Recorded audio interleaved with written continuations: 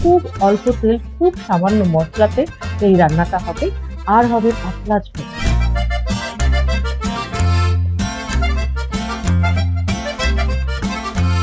এই রান্নাটা আমার মায়ের কাছ থেকে শেখা। মা বলেছে আগে টমেটো না দিতে।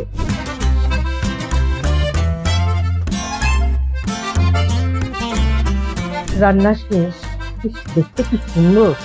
আসসালামু আলাইকুম, হ্যালো, আপনারা সবাই কেমন আছেন? আমি নাজনীন হোসেন চুমকি আপনাদের সবাইকে স্বাগত জানাচ্ছি। পৃথিবীতে কিছু খাবার থাকে অতি সাধারণ, কিন্তু খেতে হয় অসাধারণ। তেমনি আমার কাছে অসাধারণ এবং আমার বাড়ির প্রত্যেকের কাছে অসাধারণ একটি রেসিপি নিয়ে আজ আপনাদের সামনে এলাম। আর তার জন্য লাগবে মাত্র দুটো সবজি। এক হলো আলু, আরেকটি হলো টমেটো। এই হলো আজ রান্নার সবজি বা তরকারির উপকরণ। আর মশলা লাগবে যা যা: হলুদ, কাশ্মীরি মরিচের গুঁড়া, জিরার গুঁড়া, ধনিয়ার গুঁড়া, কাঁচামরিচ বাটা, সরিষা বাটা, লবণ তো লাগবেই, পেঁয়াজ, কাঁচামরিচ আস্ত, তেজপাতা লাগবে, আর লাগবে টালা জিরার গুঁড়া। আর পুরা রান্নাটা করব সরিষার তেল। চাইলে আপনারা সয়াবিন তেলও ব্যবহার করতে পারেন, কোনো সমস্যা নেই। তো রান্না শুরু করি। সবজি কাটার আগে যেই কাজটা করতে চাই, মশলাগুলো পানিতে ভিজিয়ে দিতে চাই, মানে গুঁড়া মশলাগুলা। আমার হাতে আছে মেজারমেন্ট চামচের 1 চা চামচ, সুতরাং এখানে আমি দিচ্ছি হাফ চা চামচ হলুদের গুঁড়া, 1 চা চামচ কাশ্মীরি লাল মরিচের গুঁড়া, জিরার গুঁড়া দিচ্ছি 1 চা চামচ, আর হাফ চা চামচ দিচ্ছি ধনিয়ার গুঁড়া। এখন এগুলো আমি একটু পানিতে ভিজিয়ে রাখবো, অল্প একটু পানি দিয়ে। পেস্টটা বানিয়ে রাখলাম। পরে যদি প্রয়োজন হয় তাহলে রান্নার মধ্যে গুঁড়ো মশলা দিয়ে দিব, কিন্তু এখন এটাকে এই যে মাখিয়ে রাখলাম। এবার সবজিগুলো টুকরো করে নেবার পালা। এই মাঝারি সাইজের আলুগুলো প্রথমে লম্বা লম্বি ভাবে কেটে নিলাম, তারপর এইভাবে লম্বা করে 3 টুকরো করলাম, না মোটা না চিকন। এই হলো সাইজটা। এভাবেই আমি বাকি 3টা আলু কেটে ফেলবো। চুলা অন, চলুন রান্না শুরু করে দিই। তার আগে অ্যাপ্রন মাস্ট। সাদা কাপড় পরবেন, কোনো সমস্যা নেই, কিন্তু অ্যাপ্রনটা হাতের কাছে রাখবেন। ভবিষ্যতে সাদা কাপড় পরে রান্না করতে গেলে একটু ভেবে চিন্তেই করতে হবে। যাই হোক, অসুবিধা নেই, অ্যাপ্রন তো আছে। আমার আলু কাটা শেষ। আলুটা আমি 1 ধোয়া দিয়ে নিয়ে এসেছি। কাটার পর একবার একটু ধুয়ে নিতে হয়, সেটাই করেছি। এখন চুলোতে যেটা করব, তেলটা দিব। খুব বেশি তেল এখানে দেওয়া হয়নি, 2 চা চামচের মতো বা 1.5 চা চামচের মতো। এইটা দিয়েই আমার রান্নাটা শেষ করব আমি। খুব অল্প তেল, খুব সামান্য মশলাতে এই রান্নাটা হবে, আর হবে পাতলা ঝোল। এটা খেতে খুব ভালো লাগে। আমি 2টো তেজপাতা দিয়ে দিচ্ছি প্রথমে। একটা মাঝারি সাইজের পেঁয়াজ আছে, এটাই দিয়ে দিব। এবার দিয়ে দিচ্ছি পেঁয়াজটা। পেঁয়াজ নরম হয়ে এসেছে, একটু লাল লাল হয়ে এসেছে। এখন দিয়ে দিব আলু।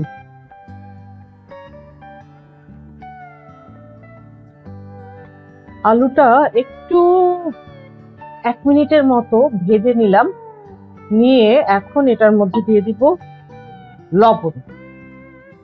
লবণ দিতে হবে এই কারণে যে আলুটা দিয়ে পানি ছাড়বে। 1 চামচ লবণ দিয়ে দিলাম।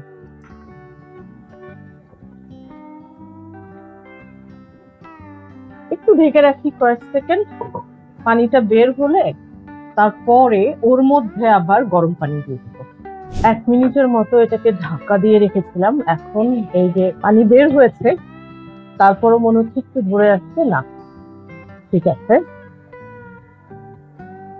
সামান্য একটু পানি দিয়ে দিলাম, দিয়ে খোলা থাকুক, এখনই ফুটে যাবে। ফুটলেই মশলাগুলো দিয়ে দিব। ফুটে উঠেছে। গুঁড়ো মশলা যেগুলো আমি ভিজিয়ে রেখেছিলাম সেগুলো দিয়ে দিচ্ছি। 1 চা চামচ কাঁচামরিচ বাটা দিয়ে দিলাম, একটু নেড়ে দিব। তারপরে দিব এই বাটিটা ধোয়া পানি। তাহলে বাকি থাকছে কি? সরিষা বাটা। সরিষা বাটা আরো পরে, আগে এই মশলাগুলো কষিয়ে নিব, তারপর ঢাকনা দিয়ে দিলাম। এবার আমি টমেটো গুলো টুকরো করবো।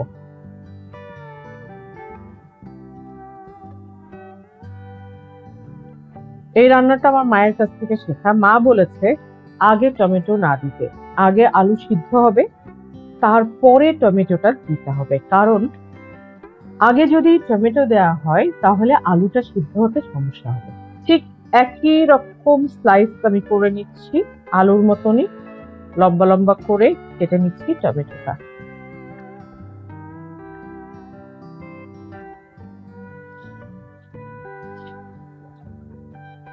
আলু সিদ্ধ হওয়া পর্যন্ত অপেক্ষা করছি। আলুটা একদম কষানো হয়ে গেছে, দেখতে চাই কতটা সিদ্ধ হয়েছে।